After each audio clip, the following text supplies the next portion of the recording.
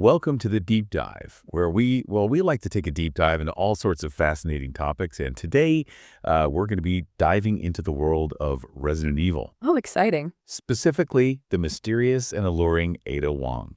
I'm Hari, your host for this deep dive. And I'm Kimi. I'll be your expert for this episode. Glad to have you with us, Kimi.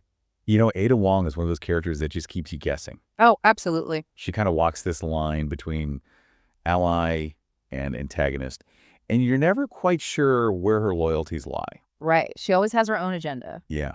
So we're going to be using Ada's Wikipedia article as our main source today. It's got a ton of info about her appearances throughout the games. Yes. And we'll be talking about her relationships with other characters like Leon S. Kennedy. Of course, the iconic Leon S. Kennedy. Yeah. And even some of the controversies surrounding her portrayal. I think that'll be really interesting to unpack. Oh, yeah, definitely. Before we jump into all of that, though, Kimi, did you know that Ada wasn't always going to be the spy we know and love? Oh, really? I didn't know that. Yeah.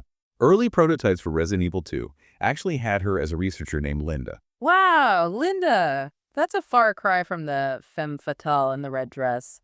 It's amazing how these characters can evolve so much during development. It really is. Like, you kind of wonder, like, what other paths they could have taken if they'd stuck with those early ideas. So speaking of Resident Evil 2, that's where we first properly meet Ada, right? In the middle of the Raccoon City outbreak, no less. Yeah, it's chaos. And she's posing as just a regular civilian, just looking for her lost boyfriend. Yeah, just a simple girl in a very complicated situation. But of course, as the game goes on, we find out she's anything but ordinary. Because she's working as a spy for a mysterious organization. That's after this G-virus. Right, and it's during this whole mess that her relationship with Leon really starts to develop. And it's a relationship that has continued to fascinate fans throughout the entire series. I mean, it is quite a roller coaster. Yeah. You know, they're constantly in these life or death situations together. And they form these uneasy alliances. Yeah. But then you also get these moments of, genuine connection between them. It really makes you wonder if there's something more there. And it's interesting to see how that dynamic has evolved over different games, too. Like in the 2019 remake of RE2, they really tried to make their connection feel more natural and believable. And then there's Resident Evil 4, where their paths cross again in a remote Spanish village. Ada's working for Albert Wesker this time. Of course, she's got to be working for someone. And she needs to get a sample of that Las Plagas parasite. Right, that mind-controlling organism. Yeah. And Leon, well, he's trying to rescue the president's daughter.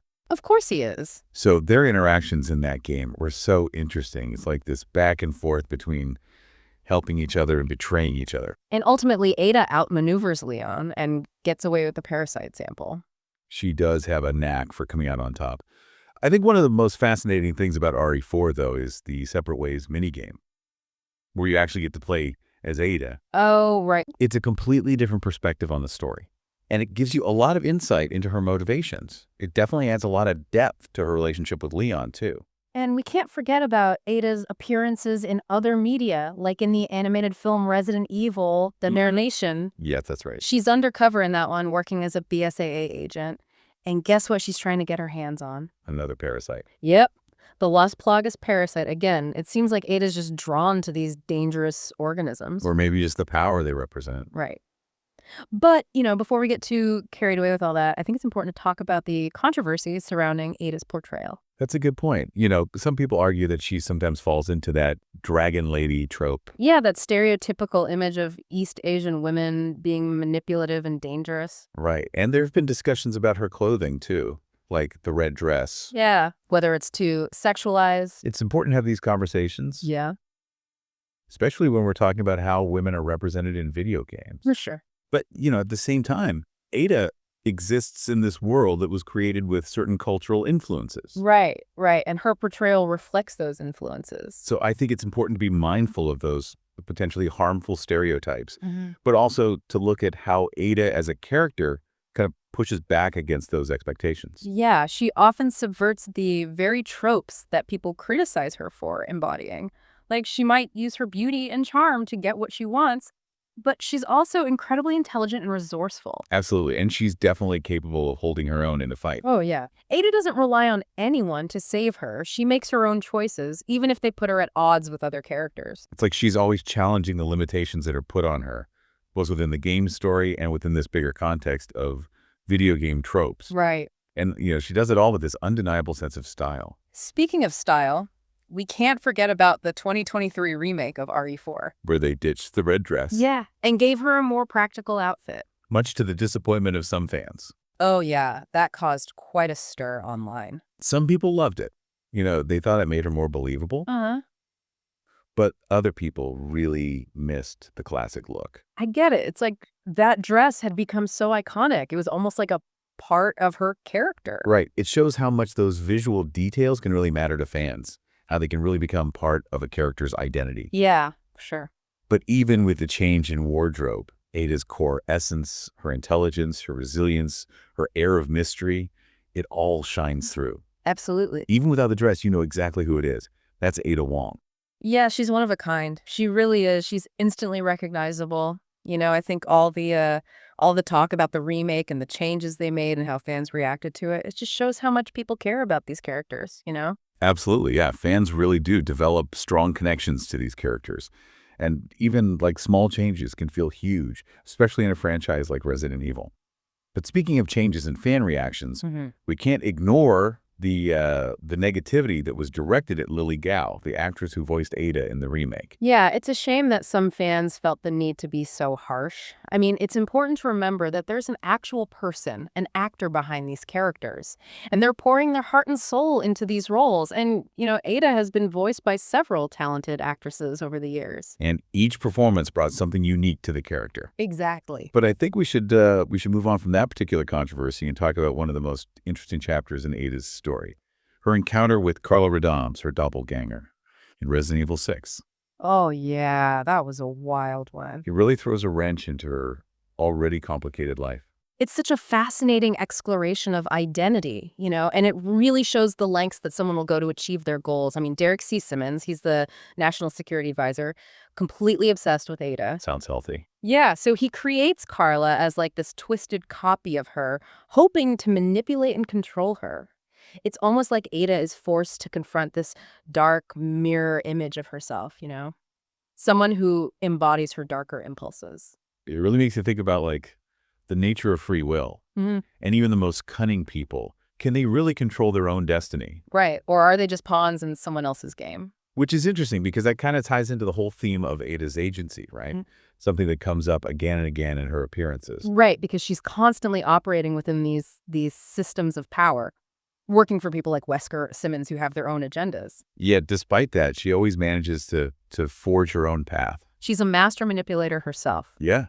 Uses her intelligence and charm to get through these dangerous situations and comes out on top. Unharmed, it seems. It always feels like, even when she's following orders, she's playing her own game, working towards some goal that no one else knows about. That's one of the things that makes her so compelling, right? We never really know where her loyalties lie or what she's ultimately striving for. Like 1 minute she's saving Leon's life, the next she's disappearing with a deadly bioweapon. Yeah. You get these glimpses of her humanity. Yeah, and it makes you wonder, is she ever going to break free from all the shadows and just be her true self? But maybe that's the beauty of Ada Wong. The mystery is part of what makes her so interesting. Exactly. It's part of her allure. And, it's worth mentioning that in Resident Evil 6, players can actually unlock Ada as a playable character after finishing the main campaign. Oh, yeah, that's right. And that just emphasizes all the hidden layers to her story, right? You get to experience things from her perspective and maybe, put together the pieces of why she does what she does. Even then, we're left with more questions than answers. But I think that's what makes Ada Wong such an enduring and captivating character in this franchise. She's not easy to categorize. She's always challenging our assumptions and, just keeping us on the edge of our seats. Yeah, I think Ada herself said it best in a recent interview, actually. She said, "My Ada is a survivor who defies stereotypes." Oh, wow. It seems like, the developers are really acknowledging how complex her portrayal is and maybe even hinting at some future character development. Yeah, very interesting. She's always been involved in espionage and navigating those morally gray areas. So will she keep doing that? Or will she choose a side, align herself more clearly in the whole bioterrorism conflict? Maybe she'll even become a mentor figure, guiding new characters through this world of bioweapons and conspiracies. Oh, no, that would be interesting. Imagine a new agent, someone with her skills, learning the ropes from Ada Wong herself. That would be an awesome dynamic. But no matter what the future holds for Ada, one thing is certain. She's made her mark on video games. She's one of the most iconic female characters out there. Absolutely. And for good reason. I mean, she completely changed the game for female characters in survival horror. You know, she's not a damsel in distress. She's a force to be reckoned with, intelligent, resourceful, and she can definitely take care of herself. Definitely.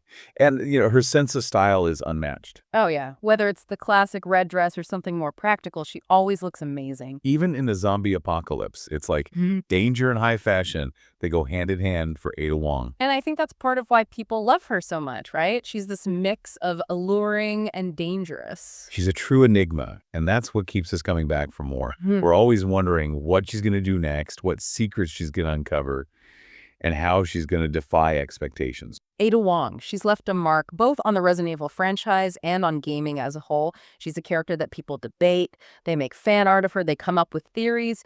She's got staying power, that's for sure. Well said. Well, on that note, I think we've reached the end of our deep dive into the world of Ada Wong. We've explored her past, her evolution, her relationships, and her impact. And I think it's safe to say that we've only just scratched the surface of this complex and intriguing character. It's been so fun unraveling her mysteries with you. Yeah. And to our listeners, thank you for joining us on this journey. And, we encourage you to keep exploring the world of Resident Evil, all the secrets it holds. Until next time, stay curious. It's been quite a journey with Ada, hasn't it? From her mysterious appearance in Resident Evil 2 all the way to that tangled web she found herself in with Carla Radams in Resident Evil 6. Ada's story has been full of surprises. Oh, definitely. You never know what to expect from her, and it feels like she's always one step ahead of everyone else. Speaking of being one step ahead, I can't help but think about those rumors about Ada having ties to that mysterious organization. What do you think? Could there be some truth to that? Well, it would explain a lot, wouldn't it? Imagine if she's been manipulating things behind the scenes all this time, orchestrating events to suit this organization's goals. That would definitely change things. And I wonder how it would affect her relationship with Leon, if he found out she'd been using him all along. It would definitely make things complicated between them.